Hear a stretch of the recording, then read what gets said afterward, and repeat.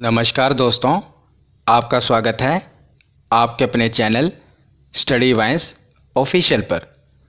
तो आज का हमारा टॉपिक है पंचायती राज व्यवस्था। पॉलिटी का बहुत ही महत्वपूर्ण टॉपिक है। चाहे आप किसी भी एग्ज़ाम की तैयारी कर रहे हों, इस टॉपिक से आपके एग्ज़ाम में 2 या 3 प्रश्न ज़रूर बनेंगे। आज मैं आपको इसे कहानी की तरह समझाऊंगा। आपको बस ध्यान से सुनना है और लास्ट में प्रीवियस ईयर क्वेश्चन अटेम्प्ट करने हैं। मैं आपको जितने भी महत्वपूर्ण अनुच्छेद हैं वो भी कराऊंगा और जो भी पंचायती राज व्यवस्था से प्रश्न बनते हैं इस वीडियो में बताऊंगा। तो चलिए बिना देरी किए हुए वीडियो को शुरू करते हैं। तो चलिए वीडियो की शुरुआत करते हैं। और जैसा कि आप सबको पता है कि हमारे भारत का जो प्रशासनिक ढांचा है उसमें सबसे ऊपर है केंद्र सरकार। ये पूरे भारत को देखती है। उसके नीचे आती हैं राज्य सरकारें जो अपने अपने राज्यों को देखती हैं। और उसके नीचे आता है स्थानीय स्वशासन, जिसे इंग्लिश में कहते हैं लोकल सेल्फ गवर्नमेंट। तो स्थानीय स्वशासन को आगे 2 भागों में बांटा गया है। एक ग्रामीण क्षेत्र का स्थानीय स्वशासन और दूसरा शहरी क्षेत्र का स्थानीय स्वशासन। तो जो ग्रामीण क्षेत्र का स्थानीय स्वशासन है इसी को पंचायती राज कहते हैं और यही आज की वीडियो में हम कवर करेंगे। और जो शहरी क्षेत्र का स्थानीय स्वशासन है इसे नेक्स्ट वीडियो में कवर करेंगे। तो अब हम ग्रामीण क्षेत्र का स्थानीय स्वशासन के बारे में यानी कि पंचायती राज के बारे में पढ़ते हैं। तो पहले तो हमें ये पता होना चाहिए कि स्थानीय स्वशासन की आखिर ज़रूरत क्यों पड़ी। जबकि हमारे पास केंद्र सरकार है, राज्य सरकार है, तो फिर स्थानीय स्वशासन की ज़रूरत क्यों पड़ी। तो जैसे कोई भी व्यक्ति है जो गाँवों में रह रहा हो या छोटे शहरों में रह रहा हो, उसको अगर कोई समस्या हो तो वो सीधे राज्य सरकार या केंद्र सरकार के पास तो नहीं जा सकता ना। वो डायरेक्ट केंद्र सरकार या राज्य सरकार के पास नहीं जा सकता। इसीलिए गांवों में एक ऐसी व्यवस्था होनी चाहिए जिससे जो उसकी समस्या है वो गांवों में ही उसकी समस्या का निपटारा किया जा सके। क्योंकि जो स्थानीय स्वशासन है इसमें जो लोग होते हैं वो वहीं के लोकल लोग होते हैं, उन्हीं के गांव के लोग होते हैं। इसका मेन मकसद ही यही है कि जो गांव के लोग या छोटे शहरों के लोग सरकारों को चुनते हैं वो भी शासन में और लोकतंत्र में भाग ले सकें। पंचायती राज व्यवस्था का जो मूल उद्देश्य है वो विकास की प्रक्रिया में जन भागीदारी मतलब कि जनता का भाग लेना, जन भागीदारी को सुनिश्चित करना तथा लोकतांत्रिक विकेंद्रीकरण को बढ़ावा देना है। तो लोकतांत्रिक विकेंद्रीकरण क्या होता है? एक होता है विकेंद्रीकरण और एक होता है केंद्रीकरण। केंद्रीकरण मतलब कि सारी पावर एक के पास होना, केंद्र सारी पावर एक के पास होना, उसे कहते हैं केंद्रीकरण। और विकेंद्रीकरण का मतलब होता है कि जो पावर है, जो शक्ति है, इसको अलग अलग स्तर पर बांट देना, अलग अलग लेवल पर बांट देना, उसे कहा जाता है विकेंद्रीकरण। शक्तियों को अलग अलग स्तर पर बांट देना। और केंद्रीकरण में क्या होता है? सारी शक्तियाँ किसी एक ही के पास होती हैं, उसे कहा जाता है केंद्रीकरण। तो पंचायती राज व्यवस्था का जो मूल उद्देश्य था वो था कि जो लोकतांत्रिक विकेंद्रीकरण को बढ़ावा देना और जन भागीदारी को सुनिश्चित करना। तो अब मैं आपको पूरा कहानी की तरह समझाऊंगा। मैं आपको बैकग्राउंड में लेके चलता हूं कि आखिर ये स्थानीय स्वशासन की शुरुआत कैसे हुई। बस आपको ध्यान से सुनना है। तो लॉर्ड रिपन, जिनका कार्यकाल 1880 से लेकर 1884 तक रहा, इन्हें स्थानीय स्वशासन का जनक कहा जाता है। बहुत ही महत्वपूर्ण है, लॉर्ड रिपन को स्थानीय स्वशासन का जनक कहा जाता है। इन्होंने 1882 में जिला बोर्डों की स्थापना की थी ताकि जो स्थानीय लोग हैं, ग्रामीण लोग हैं, उनको कुछ सुविधाएं दी जा सकें और उनका विकास किया जा सके। इसीलिए इन्हें स्थानीय स्वशासन का जनक कहा जाता है। किसे? लॉर्ड रिपन को। तो आगे हम महात्मा गांधी जी के विचार देखते हैं। तो महात्मा गांधी स्थानीय स्वशासन के घोर समर्थक थे, बहुत बड़े समर्थक थे महात्मा गांधी जी। इन्होंने ग्राम स्वराज की बात की थी। मतलब कि महात्मा गांधी जी चाहते थे कि जो गांव के लोग हैं, ग्रामीण लोग हैं, इनको भी शक्तियां प्रदान की जाएं ताकि ये भी अपनी समस्याओं का समाधान कर सकें और सरकार के साथ मिलकर देश का विकास कर सकें। तो इन्होंने कहा था कि सच्चा लोकतंत्र केंद्र में बैठकर राज्य चलाने वाला नहीं होता, अपितु यह तो गांव के प्रत्येक व्यक्ति के सहयोग से चलता है। ये महात्मा गांधी जी के विचार थे। तो महात्मा गांधी जी के विचार के बाद अब हम आते हैं संविधान सभा पर। तो आपको पता होगा जो हमारे संविधान का निर्माण हुआ है ये संविधान सभा ने ही किया है। मतलब कि संविधान सभा की बैठकों में ही ये विचार विमर्श किया गया कि हमारा संविधान कैसा होगा। तो संविधान सभा में ये चर्चा चल रही थी कि पंचायती राज व्यवस्था को अपनाया जाए या ना अपनाया जाए। तो डॉक्टर भीमराव अंबेडकर जी पंचायती राज व्यवस्था के पक्ष में नहीं थे। याद रखिएगा, पक्ष में नहीं थे। तो क्यों नहीं थे? तो डॉक्टर भीमराव अंबेडकर जी का कहना था कि ये तो ठीक है कि पंचायत भारत में होनी चाहिए, पर पंचायत भारत का विकास नहीं करेगी, क्योंकि जो गांव के प्रबल और शक्तिशाली लोग होंगे वो इसके प्रमुख बन जाएंगे, पर जो दबे कुचले लोग हैं, पिछड़े लोग हैं, दलित लोग हैं, वो इसमें भाग नहीं ले पाएंगे। इसीलिए डॉक्टर भीमराव अंबेडकर जी इसके पक्ष में नहीं थे। पर अभी हमने पीछे पढ़ा कि महात्मा गांधी जी इसके घोर समर्थक थे। तो जो महात्मा गांधी जी के समर्थक थे वो पंचायती राज व्यवस्था के समर्थन में थे। तो बहुत देर इस पर बहस चली और अंत में यह फैसला निकाला गया कि पंचायती राज व्यवस्था को अनुच्छेद 40 के तहत राज्य के नीति निर्देशक सिद्धांतों में शामिल कर दिया जाए। तो राज्य के नीति निर्देशक सिद्धांतों में क्या है कि अगर राज्य चाहें तो पंचायत का गठन करें, अगर राज्य ना चाहें तो पंचायत का गठन ना करें। मतलब कि ये राज्यों के ऊपर सौंप दिया गया कि आप चाहो तो पंचायत का गठन कर सकते हो, अगर नहीं चाहते तो कोई बात नहीं। तो याद रखिएगा, इसमें अभी पंचायत को कोई संवैधानिक दर्जा नहीं दिया गया कि हाँ हर राज्य को लागू करना ही है। ये तो बस उन्हें कह दिया गया, ऑप्शन के तौर पर दे दिया गया कि आप चाहो तो इसका गठन करो, चाहो तो ना करो। तो आगे देखते हैं जवाहरलाल नेहरू जी द्वारा ग्रामीण विकास के लिए चलाए गए प्रोग्राम।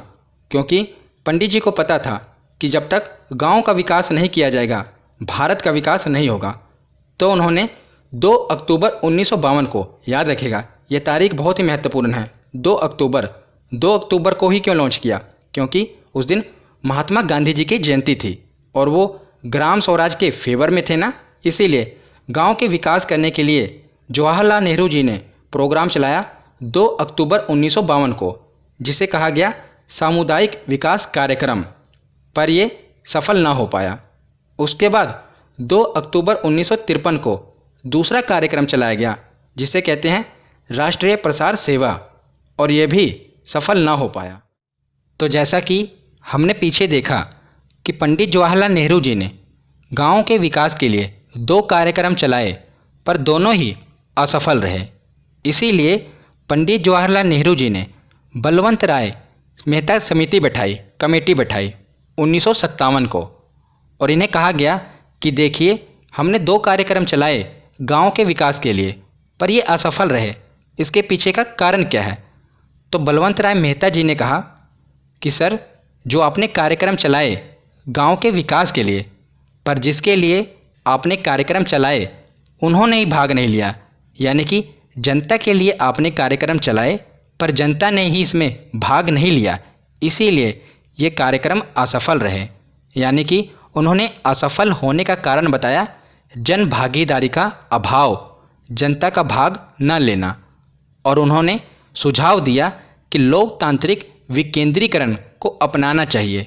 विकेंद्रीकरण का मतलब मैंने आपको पीछे बताया कि जो शक्तियां हैं इन्हें अलग अलग स्तर पर बांट देना चाहिए, शक्तियों को किसी एक के पास नहीं रखना चाहिए। मतलब कि पहले केंद्र सरकार ही जो कार्यक्रम चला रही थी ऊपर से चला रही थी, नीचे जनता भाग नहीं ले रही थी। इन्होंने कहा इसका लोकतांत्रिक विकेंद्रीकरण करना चाहिए, जनता के पास भी ये पावर देनी चाहिए। तो इसीलिए बलवंत राय मेहता को भारत के पंचायती राज व्यवस्था का वास्तुकार कहा जाता है, बहुत ही महत्वपूर्ण है। और लोकतांत्रिक विकेंद्रीकरण का जनक भी B.R. मेहता यानी कि बलवंत राय मेहता को ही कहा जाता है। दोनों ही याद रखिएगा। तो उसके बाद बलवंत राय मेहता जी ने त्रिस्तरीय पंचायती राज व्यवस्था का भी सुझाव दिया। इन्होंने कहा कि 3 स्तरों पर पंचायती राज व्यवस्था अपनानी चाहिए। पहला, ग्राम स्तर पर ग्राम पंचायत, विलेज लेवल पर ग्राम पंचायत, और दूसरा ब्लॉक स्तर पर पंचायत समिति। ब्लॉक स्तर मतलब कि बहुत सारे गांव का समूह, उसे ब्लॉक कहते हैं, उसमें पंचायत समिति होनी चाहिए।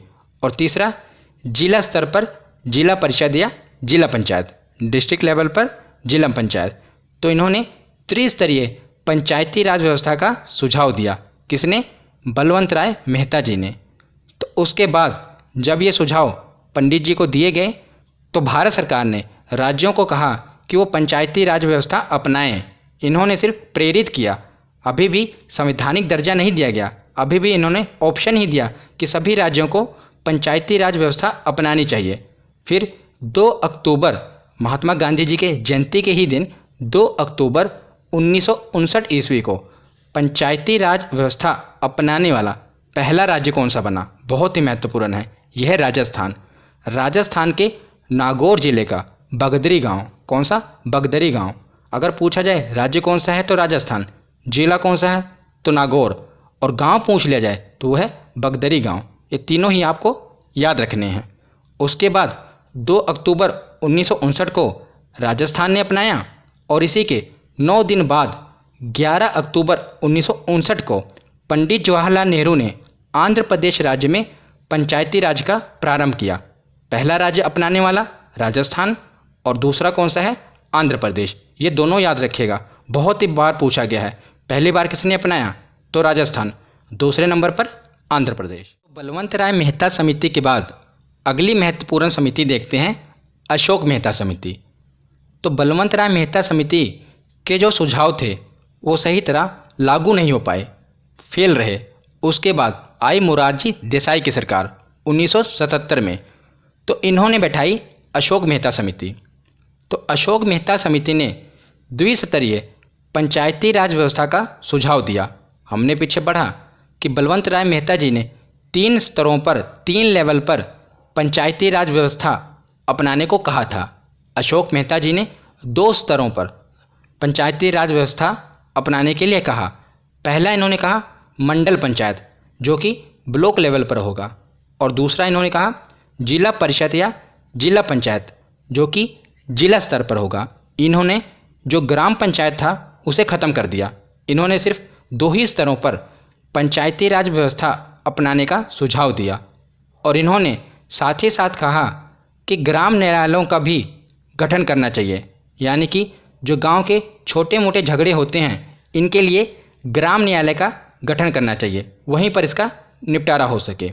और उसके साथ ही साथ इन्होंने कहा कि जो SC और ST इनको आरक्षण भी देना है, तो इनको आरक्षण देने का सुझाव भी अशोक मेहता समिति ने किया। तो 1977 के 2 सालों के बाद मोरारजी देसाई की सरकार गिर गई, तो ये जो लागू नहीं हो पाया पंचायती राज व्यवस्था। उसके बाद एक अगली समिति आई GVK राव समिति 1985 में। ये इतनी महत्वपूर्ण नहीं है, बस पता होना चाहिए आपको कि एक समिति है, ये भी कौन सी? GVK राव समिति। उसके बाद आई LM सिंघवी समिति, ये महत्वपूर्ण है 1986 में। इस समय राजीव गांधी की सरकार है, तो इन्होंने भी एक समिति बैठाई पंचायती राज व्यवस्था के लिए। तो इन्होंने कहा सिंघवी समिति ने, जब तक पंचायती राज व्यवस्था को संवैधानिक दर्जा नहीं दे दिया जाता तब तक ये पूरी तरह लागू नहीं हो पाएगी, सफल नहीं हो पाएगी।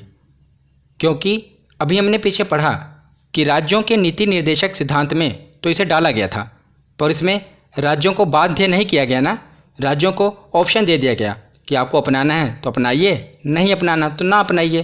पर जब तक इसे संवैधानिक दर्जा नहीं दे दिया जाता, उन्हें बाध्य नहीं किया जाता कि आपको इसे अपनाना ही पड़ेगा, पंचायती राज व्यवस्था का गठन करना ही पड़ेगा, तब तक ये सफल नहीं हो पाएगा, गांव का विकास नहीं हो पाएगा।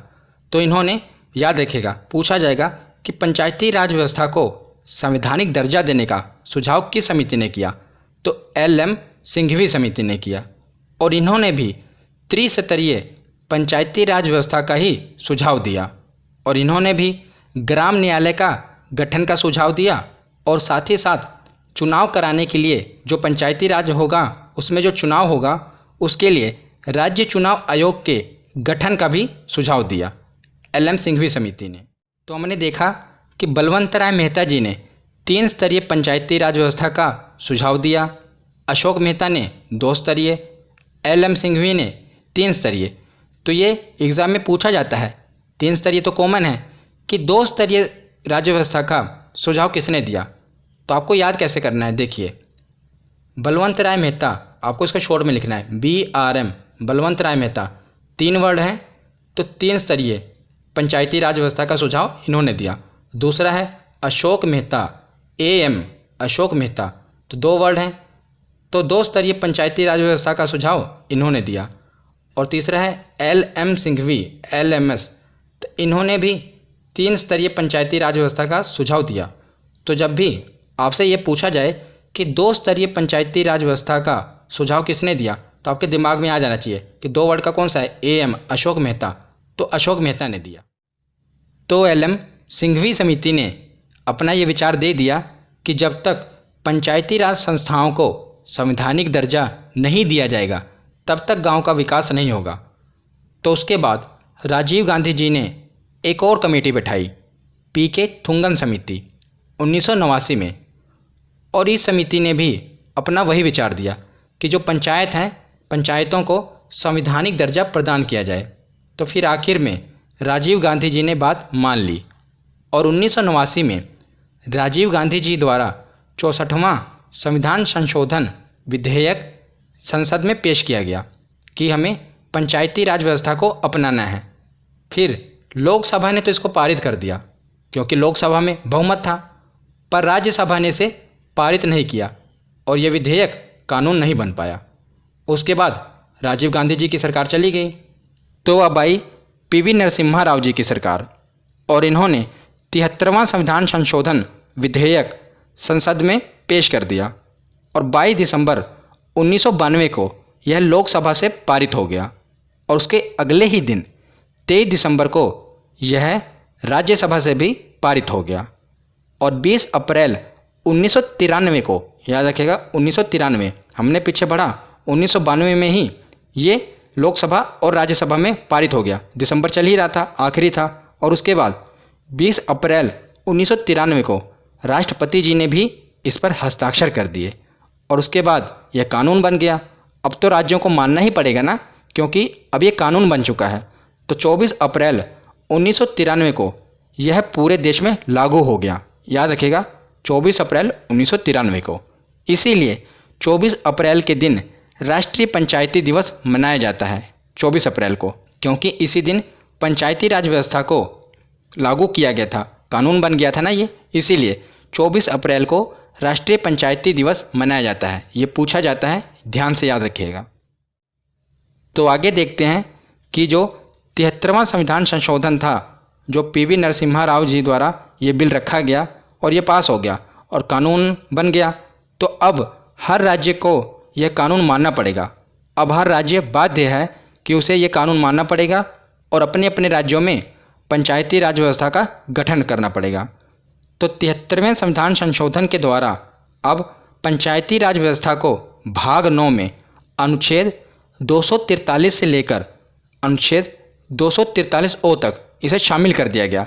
पंचायती राज व्यवस्था को यह प्रावधान जोड़ दिया गया और संविधान में 11वीं अनुसूची जोड़ी गई। इसके तहत पंचायतों के अंतर्गत 29 विषयों की सूची की व्यवस्था की गई। मतलब कि पंचायतों को 29 विषयों पर अधिकार दे दिया गया, जैसे कि सड़कें बनानी हैं, नालियां बनवानी हैं, पशुपालन को बढ़ावा देना है। ये 29 विषयों का अधिकार पंचायतों को दे दिया गया। संविधान की 11वीं अनुसूची में ये प्रावधान जोड़ दिया गया। और जो पंचायती राज व्यवस्था है जो हमने अपनाई है, ये त्रिस्तरीय ढांचे का प्रावधान किया गया, जो कि बलवंत राय मेहता जी ने सुझाया था। त्रिस्तरीय ढांचा कौन कौन सा?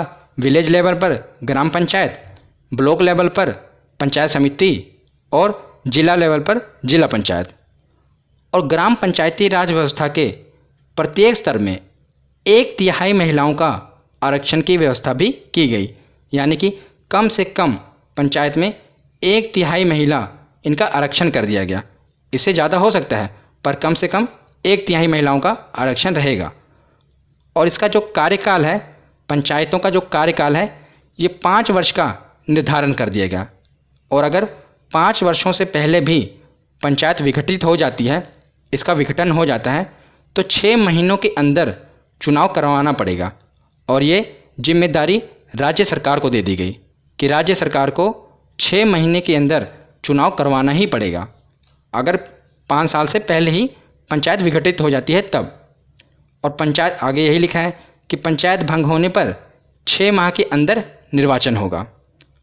और एससी और एसटी को जनसंख्या के अनुपात में आरक्षण देने का प्रावधान कर दिया गया पंचायतों में। आगे हम इसे अनुच्छेद में भी पढ़ेंगे। अभी मैं आपको बता रहा हूँ कि जो 73वां संविधान संशोधन आया, इसके तहत कौन कौन से प्रावधान जोड़े गए। तो एससी और एसटी को जनसंख्या के अनुपात में आरक्षण देने का प्रावधान भी कर दिया गया, किसमें? पंचायतों में। और ओबीसी के आरक्षण को राज्य विधानमंडल के ऊपर छोड़ दिया गया कि अगर राज्य विधानमंडल चाहेगी तो ओबीसी का आरक्षण वो रख भी सकती है, ओबीसी का आरक्षण कर सकती है, अगर वो चाहे तो नहीं भी कर सकती। ये निर्णय राज्य विधानमंडल के ऊपर छोड़ दिया गया। तो राज्य विधानमंडल मैंने डिटेल में बताया हुआ है ना आपको, अगर आपने वीडियो नहीं देखी तो मैंने बताया हुआ है कि राज्य विधानमंडल के क्या कार्य हैं, कौन कौन से अंग हैं, सदन, मैंने विस्तार में चर्चा की हुई है इस पर, आप इसे भी देख लेना अगर आपने ये वीडियो नहीं देखी। और इसी के साथ हर गांव में ग्राम सभा का गठन होगा। तो ग्राम सभा क्या होती है ये अब हम आगे देखते हैं। तो अब हम आगे देखते हैं पंचायती राज की संरचना। तो सबसे पहले ये देखते हैं कि ग्राम सभा किसे कहते हैं। तो गांव के उन लोगों का समूह जो उस गांव की मतदाता सूची में पंजीकृत हों, उन्हें ग्राम सभा कहा जाएगा। जैसे एक गांव में वो लोग जो कि वहाँ की वोटर आईडी में शामिल हैं, मतदाता सूची में पंजीकृत हैं, उन्हें ग्राम सभा कहा जाएगा। और ग्राम सभा में 200 या उससे अधिक की जनसंख्या का होना आवश्यक है। मान लीजिए एक गांव में जो लोग हैं जो कि 18 साल से ऊपर हो चुके हैं और उनकी अभी मतदाता सूची में वो पंजीकृत हैं और उनकी संख्या 200 से कम है, तब दूसरे गांव को भी शामिल कर लिया जाएगा और उनके भी जो मतदाता सूची में पंजीकृत हैं उन लोगों को भी एक ही ग्राम सभा का कहा जाएगा, क्योंकि 200 से अधिक संख्या का होना आवश्यक है। अगर एक गांव में 200 से कम लोग जो कि मतदाता सूची में पंजीकृत हैं वो 200 से कम हैं तो वो ग्राम सभा नहीं कहलाएगी। दूसरे गांव को भी शामिल किया जाएगा और उनको मिलाकर जब इनकी संख्या 200 या से अधिक हो जाए तो उसे ग्राम सभा कहा जाएगा। याद रखिएगा, सीधी सी बात है, जब भी पूछा जाए तो एक ही लाइन याद रखिएगा कि उन लोगों का समूह जो उस गांव की मतदाता सूची में पंजीकृत हैं उन्हें ग्राम सभा कहा जाएगा। तो आगे हम देखते हैं कि हमने 3 स्तरीय पंचायती राज व्यवस्था को अपनाया ना। पहली कौन सी? ग्राम पंचायत, विलेज लेवल पर। दूसरी ब्लॉक लेवल पर कौन सी थी? पंचायत समिति। और जिला लेवल पर जिला पंचायत। तो पहले हम देखते हैं ग्राम पंचायत। आप लोग इससे वाकिफ़ तो होंगे अगर आप गांव में रहते होंगे कि ग्राम पंचायत क्या है, फिर भी मैं आपको बता देता हूं। तो अब हम देखते हैं ग्राम पंचायत। मान लीजिए ये पूरा गांव है और गांव को जनसंख्या के हिसाब से वार्ड में बांट दिया जाता है। जैसे ये वार्ड नंबर 1 है, वार्ड नंबर 2, इसी प्रकार मैंने इस पूरे गांव को 5 वार्ड में बांट दिया। तो ग्राम पंचायत में एक होती है कार्यपालिका और एक होती है न्यायपालिका।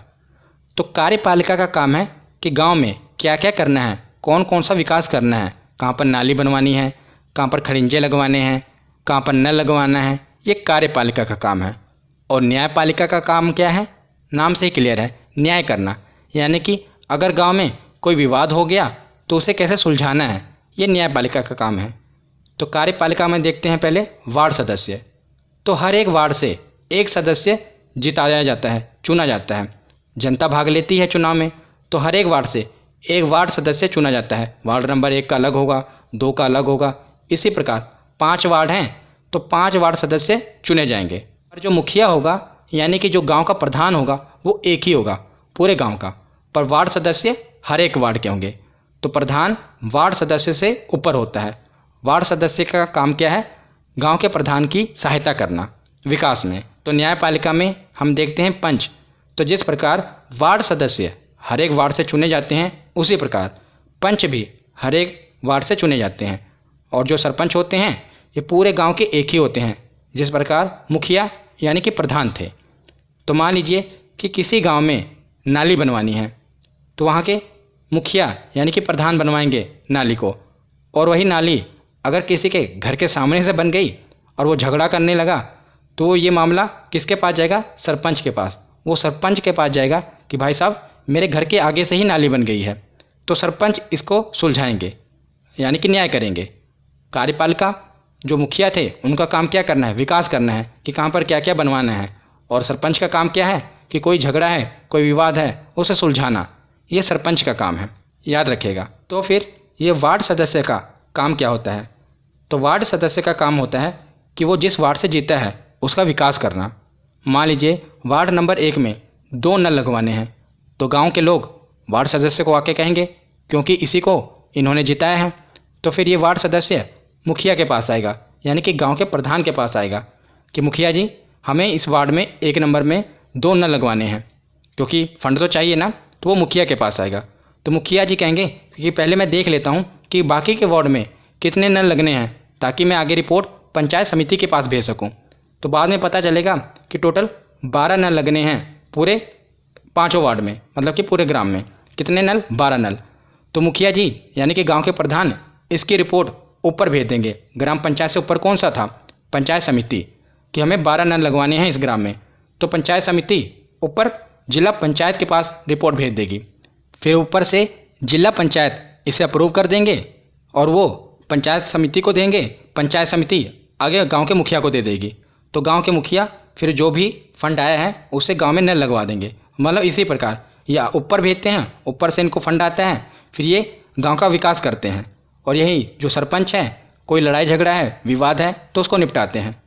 हो सकता है कि आपके राज्य में जो ये कार्यपालिका का ये हम देख रहे हैं मुखिया प्रधान, आपके वहाँ इसे सरपंच कहा जाता हो, क्योंकि कई राज्यों में क्या है कि जो ये न्यायपालिका का काम है ये कार्यपालिका को ही सौंप दिया जाता है। यानी कि गांव का जो मुखिया होगा वही विवाद भी निपटाएगा, वही विकास भी करेगा, उसे सरपंच भी कह देते हैं। तो मैंने ये आपको बेसिक बताया है, बेसिक स्ट्रक्चर, क्योंकि जो ये पंचायती राज व्यवस्था है ये राज्य सूची का विषय है। राज्य अपने आप से इस पर कानून बना सकता है। राज्य को ये अधिकार है कि वो इस पर कानून बना सकता है। तो कार्यपालिका और न्यायपालिका हमने देख ली। उसी के साथ कुछ सरकारी अधिकारी होते हैं जो ग्राम पंचायत के सदस्यों की सहायता करते हैं। ये जो सरकारी अधिकारी होते हैं ये जनता द्वारा नहीं चुने जाते। जनता द्वारा तो ऊपर ये जो मुखिया प्रधान, ये वार्ड सदस्य, ये सब जनता के द्वारा चुने जाते हैं। पर जो ये सरकारी अधिकारी होते हैं ये कॉम्पिटिटिव एग्ज़ाम क्लियर करके आते हैं, जैसे कि ग्राम सेवक और वीडियो, ये ग्राम पंचायत के सदस्यों की सहायता करते हैं उनके कार्य में। तो ग्राम पंचायत के बाद अब हम देखते हैं पंचायत समिति। ये ब्लॉक लेवल पर होती है ना, तो इसके अध्यक्ष को ब्लॉक प्रमुख कहा जाता है। एक उपाध्यक्ष होता है और इसमें जो कुछ सदस्य हैं इनका निर्वाचन जनता के द्वारा किया जाता है। और बाद में जिनका निर्वाचन जनता के द्वारा किया जाता है इन्हीं में से ये एक सदस्य को ब्लॉक प्रमुख बना देते हैं। मतलब कि ब्लॉक प्रमुख को हम सीधा नहीं चुनते, हम कुछ सदस्यों को चुनकर भेजते हैं और वो अपने में से एक अध्यक्ष चुन लेते हैं और एक उपाध्यक्ष चुन लेते हैं। और याद रखिएगा कि उसी क्षेत्र के लोकसभा, राज्यसभा, विधानसभा और विधान परिषद यानी कि संसद और विधानमंडल के सदस्य भी इसमें हिस्सा ले सकते हैं, इसके सदस्य बन सकते हैं। और इसमें पंचायत समिति में कौन से सरकारी अधिकारी होते हैं? तो BDO यानी कि ब्लॉक डेवलपमेंट ऑफिसर, क्योंकि ये ब्लॉक लेवल पर होती है ना पंचायत समिति, तो इसके ऑफिसर होते हैं ब्लॉक डेवलपमेंट ऑफिसर। तो पंचायत समिति के बाद देखते हैं जिला पंचायत। तो ये पंचायत समिति से भी ऊपर होती है जिला लेवल पर, डिस्ट्रिक्ट लेवल पर। तो इसमें भी एक अध्यक्ष होते हैं, एक उपाध्यक्ष होते हैं। और सेम टू सेम इसमें भी हम कुछ सदस्यों का निर्वाचन करके भेजते हैं और वही सदस्य अपने में से एक अध्यक्ष चुन लेते हैं और एक उपाध्यक्ष चुन लेते हैं। और उस क्षेत्र के लोकसभा, राज्यसभा, विधानसभा और विधान परिषद के सदस्य भी इसका हिस्सा हो सकते हैं। मैंने आपको पीछे बताया जैसे पंचायत समिति में, उसी प्रकार जिला पंचायत में भी। और जो इसके सरकारी अधिकारी होते हैं उनको CEO कहा जाता है, यानी कि चीफ एग्जीक्यूटिव ऑफिसर। तो हमने ग्राम पंचायत, पंचायत समिति और जिला पंचायत इसकी कुछ बेसिक संरचना देख ली कि ये किस प्रकार होते हैं। तो अब हम अनुच्छेद 243 से लेकर 243O तक इसे पढ़ लेते हैं, क्योंकि अभी हमने पीछे पढ़ा ना कि 73वें संविधान संशोधन के अंतर्गत कुछ प्रावधान 243 से लेकर 243O तक शामिल किए गए हैं, उसे ही हमें पढ़ना है। हमने इसे पीछे से पढ़ लिया, बस इसे अब अनुच्छेद में बताया गया है, इसे भी हम थोड़ा पढ़ लेते हैं, पता होना चाहिए। तो अनुच्छेद 243 में क्या बताया गया है, तो जैसे कि पंचायती राज व्यवस्था है, तो शुरू में अगर कोई भी अनुच्छेद होगा तो उसमें क्या बताया जाएगा, उसकी परिभाषाएं बताई जाएंगी कि जिला किसे कहते हैं, ग्राम सभा किसे कहते हैं, गांव किसे कहते हैं। इसकी परिभाषाएं अनुच्छेद 243 में बताई गई हैं। ठीक है, याद रखिएगा, कोई भी चीज़ शुरू होगी तो पहले उसकी डेफिनेशन बताई जाएगी ना। तो इसी प्रकार अनुच्छेद 243 में डेफिनेशंस हैं। और उसके अगला अनुच्छेद 243A, इसमें ग्राम सभा के बारे में बताया गया है। तो ग्राम सभा क्या होती है मैंने आपको पीछे बता दिया। तो पहले परिभाषाएं होगी, उसके बाद जाहिर सी बात है बताया जाएगा कि कौन से लोग भाग लेंगे। तो ग्राम सभा के बारे में बताया गया। तो ग्राम सभा के बाद अनुच्छेद 243B, इसमें बताया गया है कि पंचायतों का गठन कैसे होगा। तो गठन कैसे होगा, हमने पीछे पढ़ा कि पंचायती जो संस्थाएं हैं ये 3 स्तरों पर होगी। कौन कौन से, ग्राम स्तर पर ग्राम पंचायत, ब्लॉक स्तर पर पंचायत समिति और जिला स्तर पर जिला पंचायत। 3 स्तरीय होगी। पर याद रखिएगा कि जिन राज्यों की जनसंख्या 20 लाख से कम है वहाँ पर ये 2 स्तरीय ही हो सकती हैं।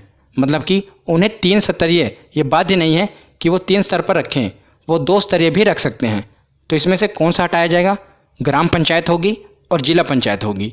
जो मध्य में है ब्लॉक लेवल पर, इसे हटा दिया जाएगा। तो द्विस्तरीय हो सकती है जब जनसंख्या 20 लाख से कम हो। राज्य की बात की जा रही है, राज्य में। अनुच्छेद 243B के बाद आगे है अनुच्छेद 243C। इसमें पंचायतों की संरचना है, हमने पीछे पढ़ ही लिया, ग्राम पंचायत, पंचायत समिति और तीसरा कौन सा, जिला परिषद या जिला पंचायत। तो पंचायतों की संरचना है 243C में। पहले डेफिनेशन आई, फिर कौन कौन से लोग भाग लेंगे, ग्राम सभा वाले, 18 साल से ऊपर वाले लोग। उसके बाद पंचायतों का गठन, किस प्रकार गठन होगा, उसके बाद उसकी संरचना किस प्रकार होगी। इस प्रकार आप इसको पढ़े, याद रहेगा। उसके बाद अनुच्छेद 243D, इसमें स्थानों का आरक्षण, मतलब कि किन किन लोगों को आरक्षण मिलेगा, ये भी हमने पीछे पढ़ लिया। SC और ST का आरक्षण जनसंख्या के अनुपात में होगा। महिलाओं को कम से कम 1/3 आरक्षण देना ही पड़ेगा। और OBC का आरक्षण राज्य विधानमंडल के ऊपर छोड़ दिया गया कि अगर राज्य विधानमंडल चाहे तो OBC को आरक्षण दे सकती है और ना चाहे तो नहीं दे सकती, ये उनके ऊपर निर्णय छोड़ दिया गया, याद रखिएगा। अगला है अनुच्छेद 243E, इसमें कार्यकाल के बारे में बताया गया है। तो पंचायत का कार्यकाल सामान्यतः 5 वर्ष का होता है, पर अगर 5 वर्ष से पहले ही पंचायत का विघटन हो जाए तो राज्य सरकार को 6 महीने के अंदर जो चुनाव है वो कराना अनिवार्य है। कितने महीने के अंदर, 6 महीने के अंदर, ये राज्य सरकार को सौंपा गया है। और उसके बाद है अनुच्छेद 243F, इसमें सदस्यों की योग्यता बताई गई है कि जो ये सदस्य भाग लेंगे चुनाव में, इनकी योग्यता क्या है। तो इसमें बताया गया है कि जो पंचायत का सदस्य है इसकी बनने की न्यूनतम आयु 21 वर्ष है। याद रखिएगा, ये पूछा जाता है कि पंचायत का सदस्य बनने के लिए न्यूनतम आयु कितनी होनी चाहिए, तो ये 21 वर्ष होनी चाहिए। और ये जो योग्यता है इसमें संशोधन करने का अधिकार राज्यों की विधानमंडल को है। तो राज्यों के विधानमंडल, हर एक राज्यों की विधानमंडल को ये अधिकार है कि वो अपने यहाँ की पंचायतों का जो है वहाँ की योग्यता का संशोधन कर सकती हैं। क्योंकि मैंने आपको पीछे बताया कि जो ये पंचायतों का गठन है, ये जो पूरी पंचायती राज व्यवस्था है, इसे राज्य सूची में शामिल किया गया है। ये राज्य सूची का विषय है, मतलब कि राज्य इन पर कानून बना सकते हैं। अब हम देखते हैं अनुच्छेद 243G। हमने पीछे देख लिया कि पहले परिभाषा आएगी, फिर कौन से लोग भाग लेंगे, ग्राम सभा, उसके बाद संरचना, गठन, ये सब हमने पढ़ लिया। आरक्षण, क्या योग्यता होनी चाहिए। अब हम देख रहे हैं कि जो पंचायत बनेगी उनकी क्या शक्तियाँ होंगी। क्या अधिकार होंगे, क्या उत्तरदायित्व होगा, ये अनुच्छेद 243G में बताया गया है। तो इसमें यही बताया गया है जो टोटल 29 विषय हैं वही उनके अधिकार हैं, वही उनको काम करना है। तो उसके बाद है अनुच्छेद 243H, इसमें पंचायती संस्थाओं को कर लगाने का भी अधिकार है। तो वो टैक्स भी लगा सकते हैं। जैसे कोई सड़क बनवाई है उन्होंने, तो वो लोगों से कर ले सकते हैं, क्योंकि अगर इनके पास पैसा होगा तो वो गांव के विकास के लिए खर्च कर सकते हैं। तो आगे है अनुच्छेद 243I, इसमें राज्य वित्त आयोग के गठन का वर्णन है। और राज्य वित्त आयोग का गठन कौन करेगा? तो उस राज्य का राज्यपाल करेगा। तो राज्य वित्त आयोग देखेगा कि कितना पैसा देना है पंचायतों को, और जो टैक्स लगा रही हैं पंचायती संस्थाएं ये कितना लगाना है, कहाँ लगाना है, नहीं लगाना, ये सब जो मतलब कि पैसों से रिलेटेड है ये राज्य वित्त आयोग का काम है। तो वैसे भी आप इसे याद रख सकते हैं। आय से क्या होता है? इनकम, रिलेट कर लेना आय से इनकम, तो इनकम के रिलेटेड राज्य वित्त आयोग का काम है। उसके आगे देखते हैं अनुच्छेद 243J, इसमें है कि पंचायतों के लेखाओं की संपरीक्षा, यानी कि जो राज्य विधानमंडल है उसके पास शक्ति है कि वो पंचायतों के लेखा जोखा देख सकती है, जांच कर सकती है। उस राज्य के विधानमंडल के पास शक्ति है, लेखा जोखा देख सकती है। लेखा और जोखा, जैसे जोखा हो सकता है ना, रिलेट आप कर सकते हैं लेखा जोखा। उसके आगे है अनुच्छेद 243K, तो पंचायतों के लिए निर्वाचन आयोग का गठन, यानी कि जो पंचायतों का चुनाव होगा ये कौन कराएगा? राज्य निर्वाचन आयोग, याद रखेगा, राज्य निर्वाचन आयोग। तो आगे है अनुच्छेद 243L, इसमें क्या है कि संघ राज्य क्षेत्रों को लागू होना। तो इसमें यही बताया गया है कि जो पंचायती राज व्यवस्थाएं हैं ये कहाँ पर लागू होंगी और कहाँ पर नहीं होंगी, ये इसे अगले अनुच्छेद में बताया गया है। तो एल से लागू होना, रिलेट कर लेना, लागू होना ना, एल से लागू होना, और एम से मना, मतलब कि कहाँ पर नहीं होगा। तो कुछ क्षेत्रों में लागू नहीं होगा। तो कुछ जनजातीय क्षेत्र हैं जहाँ पर पंचायती व्यवस्थाएं लागू नहीं होती, जैसे नागालैंड, मेघालय और मिजोरम। और मणिपुर के भी कुछ पर्वतीय क्षेत्र हैं, वहाँ पर ये पंचायती राज व्यवस्थाएं लागू नहीं होती। और साथ ही साथ पश्चिम बंगाल में दार्जिलिंग जिला है, वहाँ के भी पर्वतीय क्षेत्रों पर ये लागू नहीं होती। तो कुछ जनजातीय क्षेत्रों पर ये पंचायती राज व्यवस्थाएं लागू नहीं होती। उसके आगे है अनुच्छेद 243N, तो इसमें क्या है कि विद्यमान विधियों और पंचायतों का बना रहना, मतलब कि विधि यानी कि जो भी कानून है वो जो पंचायती राज व्यवस्थाएं हैं इनको फॉलो करना पड़ेगा, ये इसमें बताया गया है। तो अगला अनुच्छेद है अनुच्छेद 243O, इसमें क्या कहा गया है कि निर्वाचन संबंधी मामलों में न्यायालय का हस्तक्षेप वर्जित है, कि जो निर्वाचन संबंधी मामले हैं उसमें न्यायालय हस्तक्षेप नहीं कर सकता। मान लीजिए जब ग्राम पंचायत का चुनाव होता है, तो मान लीजिए किसी गांव में इस बार महिला की सीट आई होता है ना कि महिला की सीट आ जाए, आरक्षण मैंने आपको बताया कि 1/3 कम से कम महिलाओं को तो आरक्षण है ही।